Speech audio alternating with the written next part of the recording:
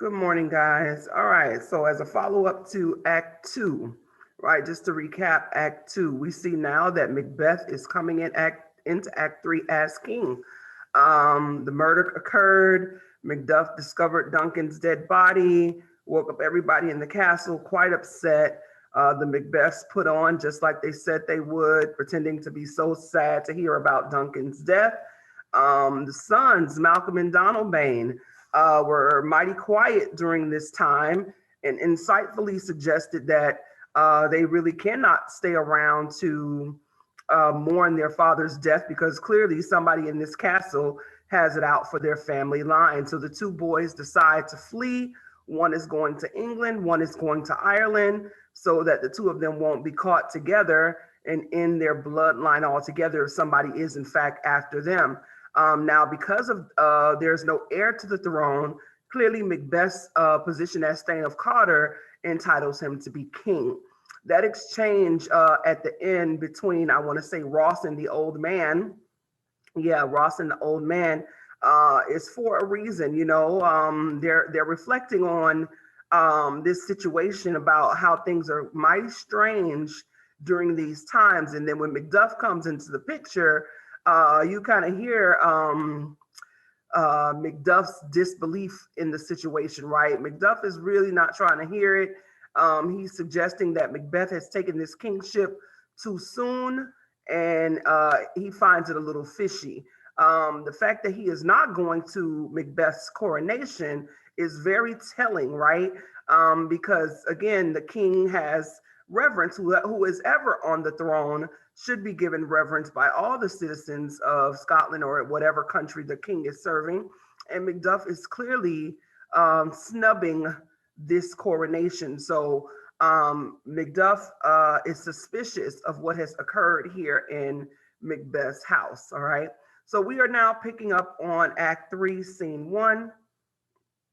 And it starts off with Banquo. So please take your notes out and listen carefully and read along, please. Act 3, Scene 1. Macbeth's Palace at Forres. And sorry, trying to check the volume. To Banquo. Thou hast it now, King, Cawdor, Glamis, all, as the weird women promised. And I fear thou playedst most foully for it. Yet it was said, it should not stand in thy posterity, but that myself should be the root and father of many kings. If there come truth from them, as upon thee, Macbeth, their speeches shine, why, by the verities on thee made good, may they not be my oracles as well, and set me up in hope? But hush, no more. All right, so I want to be a fan of Banquo, but every time he seems to be, 1 minute he suggests that something is not right about these weird sisters and these dark powers, but he still seems to be coveting a little bit of what Macbeth has, right? So Banquo is reflecting here. You have everything that the witches promised you, Macbeth. You are now king. You were Thane of Cawdor. You were Thane of Glamis, as they say. And then he says, I fear you played most foully for it. I know you were foul. You didn't just get this stuff on your own, right? But then he goes on to acknowledge that the weird sisters also said that it won't stick with you. Like whatever this kingship you have, they said that I will be the father of many kings. So he is hoping that his prophecy will still come true. If there come truth from them, as upon thee, Macbeth, their speeches shine, why by the verities on thee made good, may they not be my oracles as well and set me up in hope? These truths are made good on you. So I'm hoping they will come true for me. So this seems a little greedy to me. I don't know. Maybe that's just me, but listen carefully. Enter Macbeth as king, Lady Macbeth, Lennox, Ross, lords, and attendants. Here's our chief guest. If he had been forgotten, it had been as a gap in our great feast, and all thing unbecoming. Tonight we hold a solemn supper, sir, and I'll request your presence. Let your highness command upon me, to the which my duties are with a most indissoluble tie forever knit. Ride you this afternoon? Aye, my good lord. We should have else desired your good advice, which still hath been both grave and prosperous in this day's council. But we'll take tomorrow. Is far you ride? As far, my lord, as will fill up the time twixt this and supper. Go not my horse the better, I must become a borrower of the night for a dark hour or twain. Fail not our feast. My lord, I will not. All right. So Macbeths are announcing that they're having a dinner tonight at their home, right? Macbeth is king. There's cause to celebrate. And he's asking Banquo, let your highness command upon me. I'm sorry, Banquo is saying, whatever it is you want me to do, let your highness command upon me, to the which my duties are with a most indissoluble tie forever knit. So Banquo stays true to the king. As Macbeth, it doesn't matter who's on that throne. Banquo is like, whoever has the throne, my duties lie with you. So I will be there. But Macbeth asks him, ride you this afternoon? Are you going somewhere? And Banquo says, yes. And Macbeth says, oh, I wanted your advice on something, because your advice has been good. But he's like, I wanted it today, but I'll take it tomorrow, right? Is it far you ride? Are you going far, Banquo? And Banquo says it's going to fill up all the time between now and supper, right? Before this dinner goes, right? And then he says, I might have to be a borrower of the night. I might be a little late, an hour or two into the darkness, right? But Macbeth tells him, fail not our feast. What does that mean? Fail not our feast. All right. And Banquo says, my lord, I will not.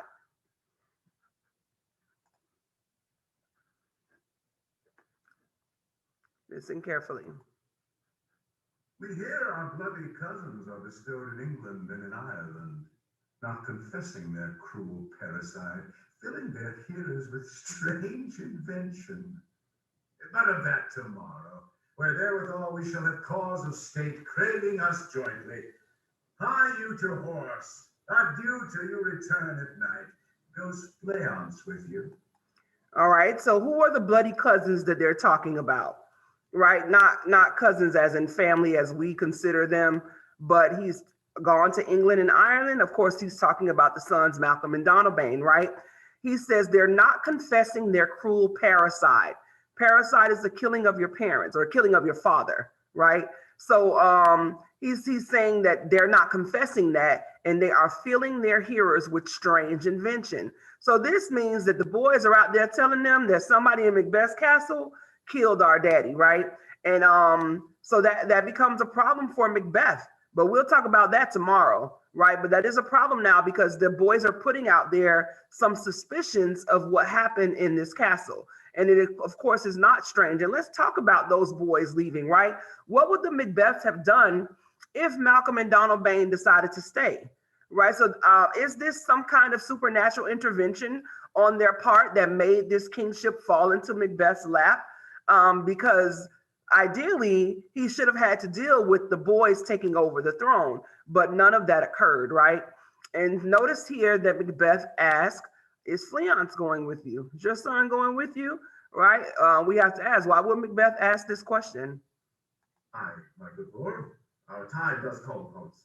I wish your horses swift and sure of foot, and so I do commend you to their backs. Farewell. Banquo exits. Let every man be master of his time till 7 at night. To make society the sweeter welcome, we will keep ourselves till supper time alone. While then, God be with you. Lords and all but Macbeth and a servant exit. Sirrah, a word with you. Attend those men our pleasure. Okay, so Macbeth has dismissed everybody. Let every man be master of his time until 7 at night. Go do what you want to do until 7. And then, until supper time, I will be, by myself. We will keep ourselves till supper time alone. Remember that kingship speaking plurally. Macbeth is saying, I'm going to be by myself until it's dinner time, right? And then he calls the servant over and he's like, sir, attend those men our pleasure. Are those men waiting for me? So there's some men off on the side. that Macbeth is asking the servants about. Listen carefully.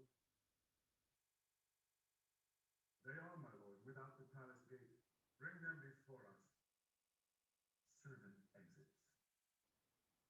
To be thus is nothing, but to be safely thus. Our fears in Banquo stick deep, and in his royalty of nature reigns that which would be feared.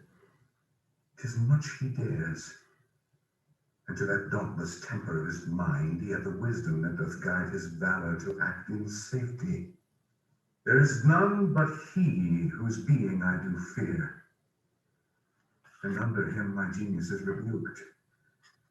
As it is said, Mark Antony's was by Caesar. He chid the sisters when first they put the name of king upon me, and bade them speak to him. Then prophet-like, they hailed him father to a line of kings. Upon my head they placed a fruitless crown, and put a barren scepter in my grip. Thence to be wrenched with an unlineal hand, no son of mine succeeding. It be so, for Banquo's issue have I filed my mind. For them the gracious Duncan have I murdered, put rancors in the vessel of my peace only for them. All right. Mine eternal jewel given to the common enemy of man, to make them kings, the seeds of Banquo kings. Okay, I'm sorry. You all know the recording always beats me as it goes to the next page, right? So here it is, Macbeth by himself again in this little part, thinking as he always is, right? To be thus is nothing. To be king is nothing, but to be safely thus, unless I'm safe as king, right? So I've gotten to the position that I wanted to be, but I can't enjoy it unless I know I'm safe. I can't enjoy it unless I know I'm safe. Our fears in Banquo stick deep, and in his royalty of nature reigns that which would be feared. So he's scared of Banquo. My fears, our fears in Banquo stick deep, and his royalty of nature reigns that which would be feared. Banquo is, kind of smart, right? His royalty of nature. Banquo has something about him that may help him see things, and that's a problem for me, right?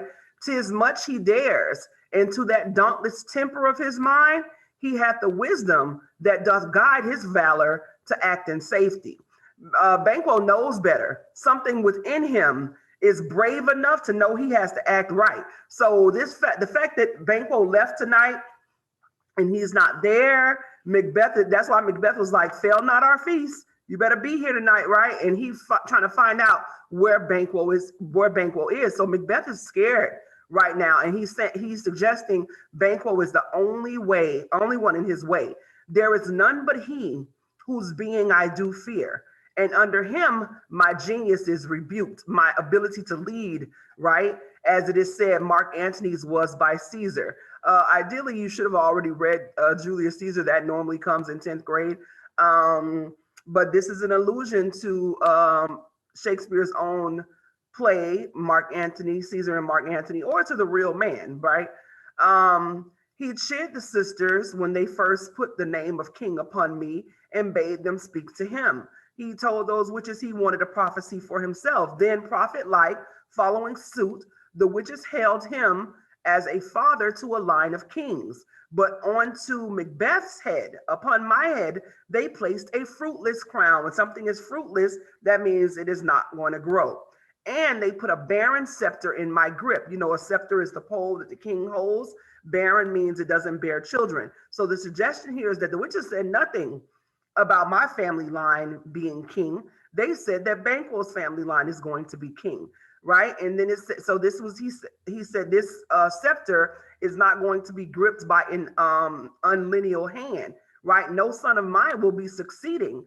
So if that is true, it's for Banquo's issue, Banquo's children, that I have filed my mind, that I have messed up my head, right? I have killed the gracious Duncan for them and put rancors on my own peace. So all this turmoil and sleeplessness that I'm experiencing is all for nothing if Banquo's kids or family are going to be king. What did I do this for?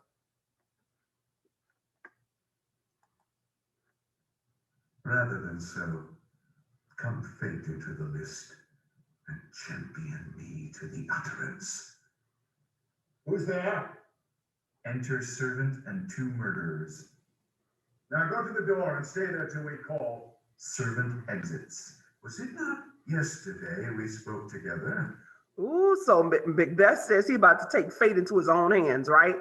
Rather than that be so, I am not going to let Banquo's kids become king after I did all this to myself to get this throne. This throne is going to stay in my family line, so something has to happen.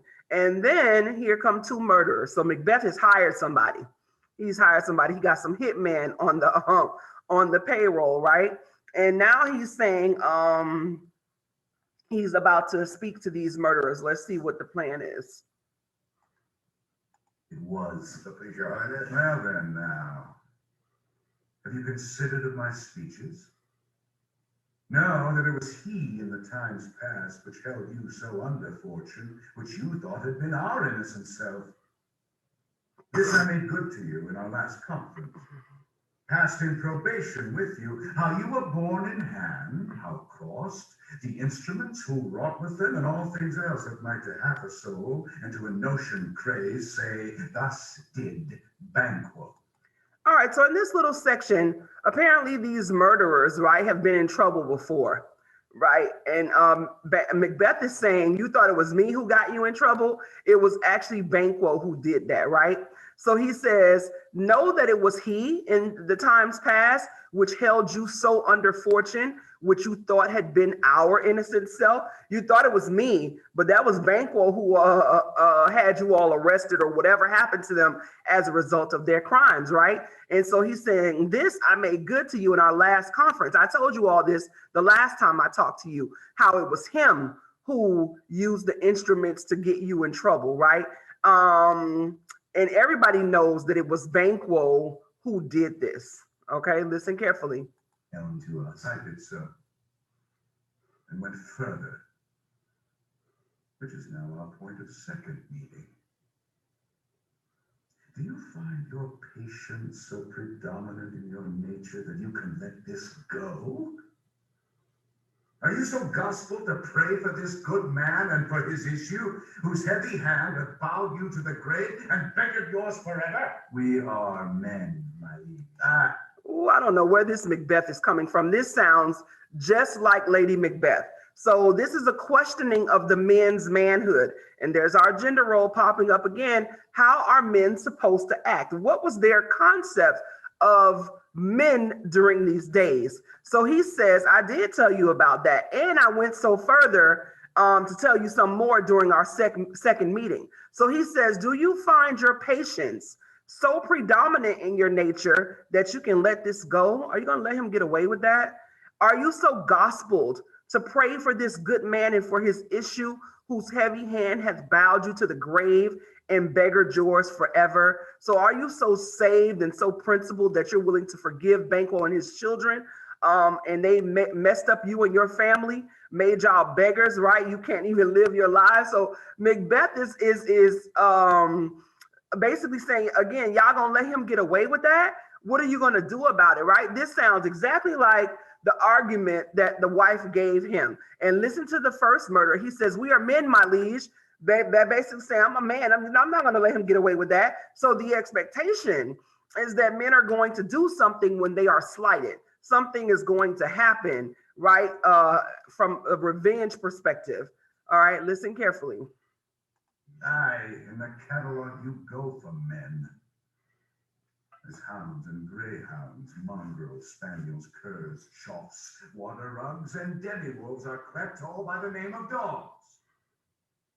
The valued file distinguishes the swift, the slow, the supple, the housekeeper, the hunter, every one according to the gift which bounteous nature hath in him closed, whereby he does receive particular addition from the bill that writes them all alike.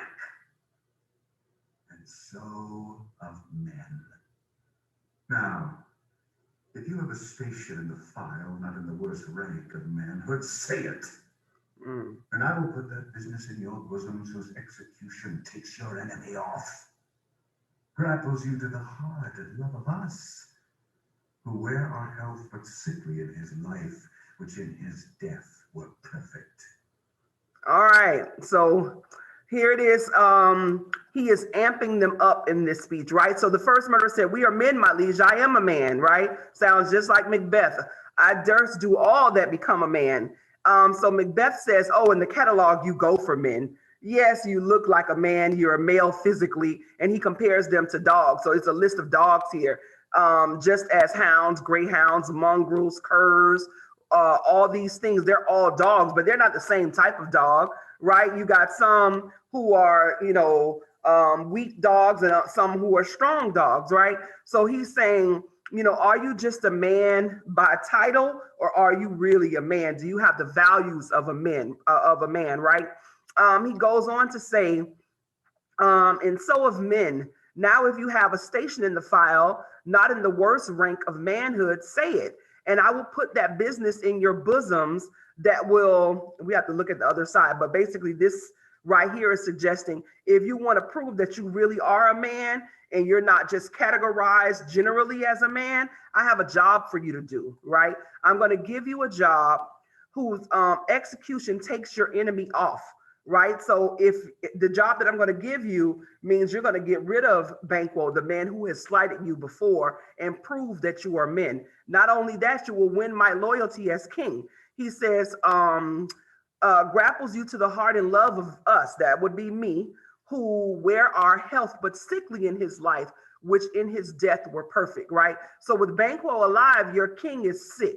But if Banquo is dead, my life will be perfect. So not only will you be avenged for the wrongs that he has done, you will also be saving me as the king, and you will be in my favor forever. So this is what he's telling them.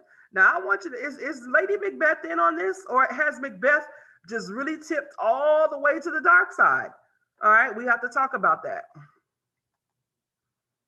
I am one, my liege, whom the vile blows and buffets of the world have so incensed that I am reckless what I do to spite the world.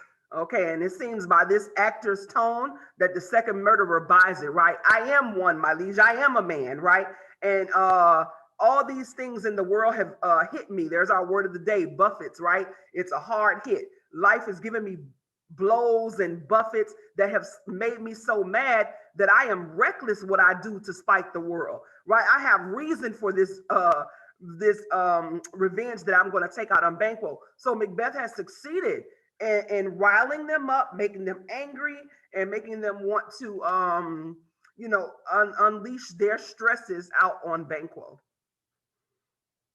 And I another, so weary with disasters, tugged with fortune, that I would set my life on any chance to mend it or be rid of. This man says he's willing to die. And I am another man, and I'm so tired of disaster in my life, so tired of fortune not being on my side, that I would set my life on any chance to mend it or to be rid on it. Either I'll take this chance to either fix my life or to get rid of my life. I don't care if I die, but I am willing to go through with whatever you ask me to do. Did you know Banquo was your enemy? True, my lord. So is he mine. And in such bloody distance that every minute of his being thrusts against my nearest of life. And though I could, with bare-faced power, sweep him from my sight and bid my will avouch it, yet I must not. For certain friends that are both his and mine, whose loves I may not drop, but wail his fall, who I myself struck down.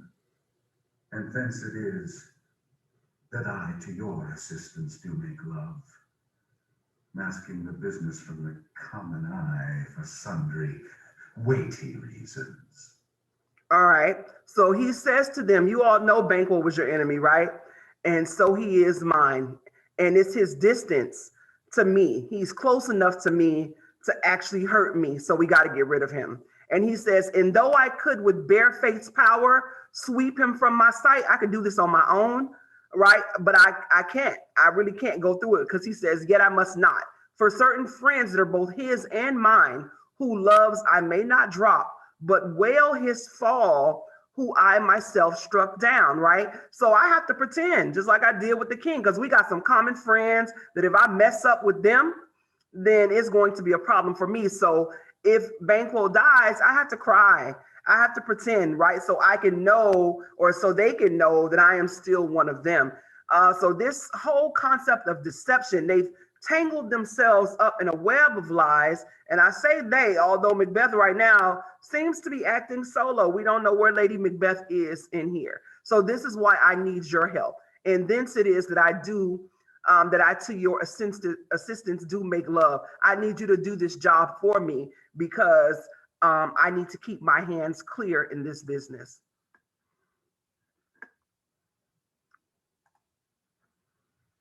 We shall, my lord, perform what you command us. Though our lives... Your spirits shine through you.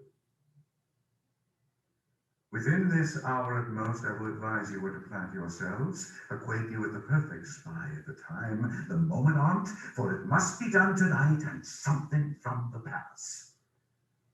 Always thought that I require a clearness. And with him to leave no rubs, no botches in the work. Fleance, his son, that keeps him company, whose absence is no less material to me than is his father's, must embrace the fate of that dark hour. Resolve yourselves apart. I'll come to you anon. All right. So you are courageous, and I see your courage, right? So this is the plan for Macbeth's murder of Banquo. I'll let you know when the hour it is. I'll tell you where to plant yourselves. I'm going to set it up for you, right?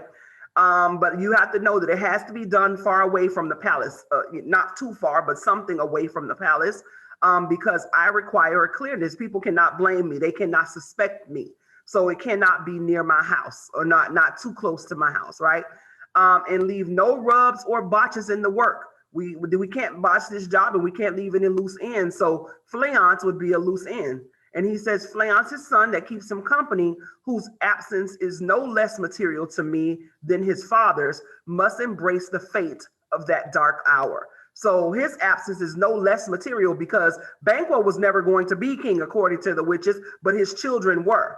So I have to destroy Banquo so he has no more kids, and I'm going to destroy Fleance so he doesn't have it, he can't become king nor have any kids that can become king. So he has to kill them both. No loose ends, get the job done. Now we don't know how old Fleance is, but I'm assuming he's a boy. I don't think he's as old as Duncan's children because of the conversation that he and Banquo had. It's only a small part, but it doesn't seem like Fleance is too old. So I don't know, if he's a teenager, 14, 16, I'm not sure. I don't think he's much younger than that. But Macbeth has gone absolutely crazy right now, right? Now he wants to kill his best friend and his son. It just seems extreme. Remember that hyperbole? All this blood on my hands. Before you had one body. Now you already got 3 because he killed the 2 guards. And now he's trying to make it 5, even though he's not committing this murder himself, hiring the hit person. You won't play foul, but you will win falsely. But right now he seems to be playing foul. Listen carefully. They are resolved, my lord. Now call upon you straight. Abide within. Murderers exit. It is concluded. Banquo with thy soul's flight, if it find heaven, must find it out tonight. And it can't wait. All right, if you're gonna die, it gotta be tonight. I can't waste time with this. Now he wasted a lot of time with Duncan, a lot of back and forth. Doesn't seem to be as much back and forth about Banquo. We need to get this over with. He exits. Scene 2, Macbeth's palace at Forres. Enter Lady Macbeth and a servant. Is Banquo gone from court? Aye, madam, but returns again tonight. Say to the king I would attend his leisure for a few words. Madam, I will. He exits. Naught's had, all spent, where our desire is got without content.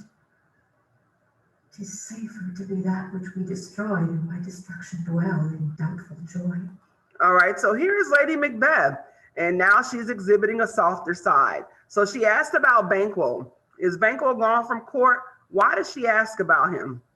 I suspect that she's a little worried about Banquo's safety, as if she notices the change in her husband, right? That's my suspicion here. Because otherwise, why is she asking about Banquo? She hasn't shown any interest in him in the past. And then she asked the servant to request the king. She wants to talk to him. So before Macbeth enters, she's reflecting. She says, "Naught's had, all spent." Nothing is had, but we've risked everything, right? Where our desire is got without content. We got what we wanted, but we're not happy, is without content. It is safer to be that which we destroyed. What did they destroy? They destroyed Duncan. It is safer to be Duncan than by destruction dwell in doubtful joy. So I don't even know where my joy is coming or if it's coming because of this guilt that is clouding them, right? So she is not happy. And she is now reflecting the same way Macbeth was reflecting before it happened. She is now doing. And it's important to note again, naught's had, all spent. We have gained nothing, really. All right. Joy. Enter Macbeth. How now, my lord? Why do you keep alone? Of sorriest fancies your companions making, using those thoughts which should indeed have died with them they think on. All right, and look at her tone. Look how it has changed. How are you, my God? I mean, my Lord, my man. What's going on? Why do you stay by yourself? Listen carefully. Things without all remedy should be without regard. What's done is done. Stop reflecting on those thoughts by yourself, Macbeth. Things without all remedy should be without regard. If we can't fix it, then we shouldn't think about it. What's done is done. We have to deal with ourselves at this point. You've scorched the snake, not killed it. She'll close and be herself, whilst our poor malice remains in danger of her former tooth. But let the frame of things disjoin, both the worlds suffer. Ere we will eat our meal in fear and sleep in the affliction of these terrible dreams that shake us nightly. Better be with the dead, whom we to gain our peace had sent to peace, than on the torture of the mind to lie in restless ecstasy. Duncan is in his grave. After life's fitful fever, he sleeps well. Treason has done his worst. Nor steel, nor poison, malice domestic, foreign levy, nothing can touch him further. All right. So the Macbeths are suffering, both of them, guys. This is very telling. We have scorched the snake, not killed it. So we have still many problems that are occurring because of what we have done, right?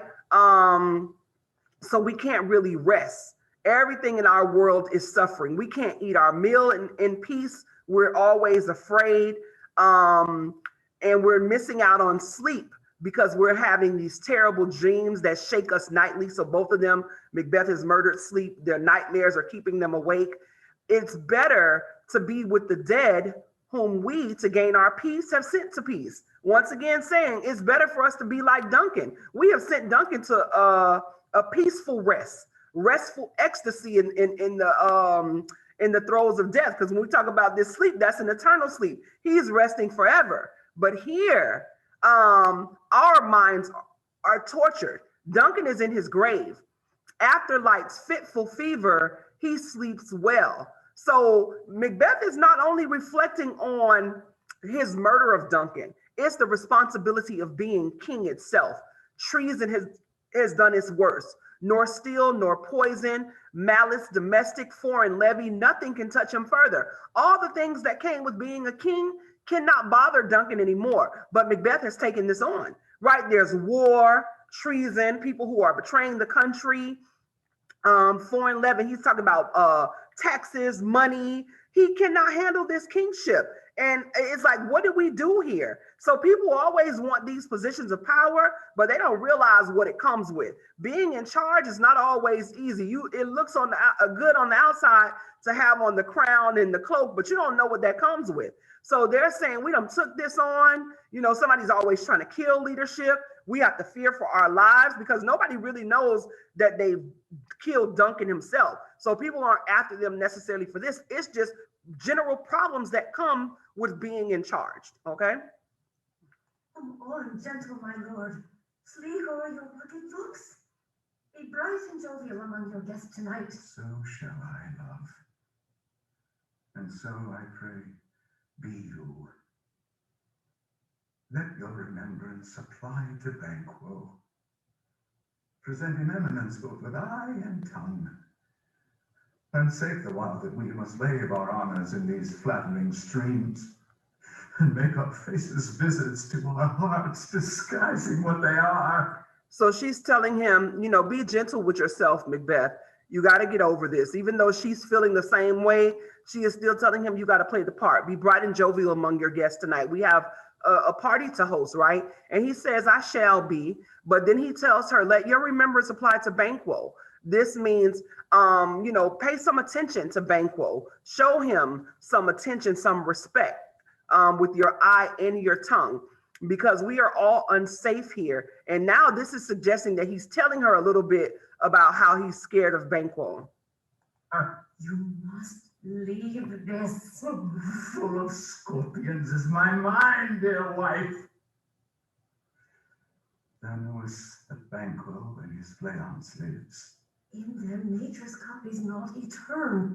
Okay, so she's telling him, stop thinking about this. And he's saying, oh, but honey, my mind is filled with scorpions. So Macbeth is tormented. He's paranoid. You know Banquo and his son lives, and you know what the prophecy was.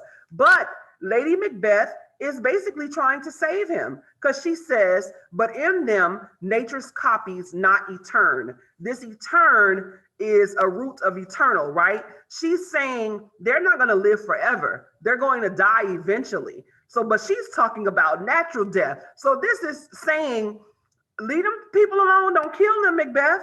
That's what she's suggesting. She wants to save them. So this idea that Macbeth is about to kill Banquo or has made a plan to kill them, she is not on board. She has not co-signed this. And I don't think that he's told her. I think that's coming up. There's comfort yet. They are assailable. Then be thou jocund. Ere the bat hath flown his quested flight, ere to black Hecate summons the Charlotte-born beetle with his drowsy hums hath rung night's yawning peal, there shall be done a deed of dreadful note. What's to be done? Okay, so here it is basically. He said, there's comfort yet. They're still alive and they are assailable. And then you'll be happy. Joking, you're going to be clear. There's a mention to Hecate here. We talked about Hecate before being the queen of the witches. And he was like, I have something brewing, right? Hath rung night's yawning peal. There shall be done a deed of dreadful note. And Lady Macbeth says, what's to be done? What are you going to do? Right? So he is not telling her. He is not telling her of this job, or has not told her. Be done.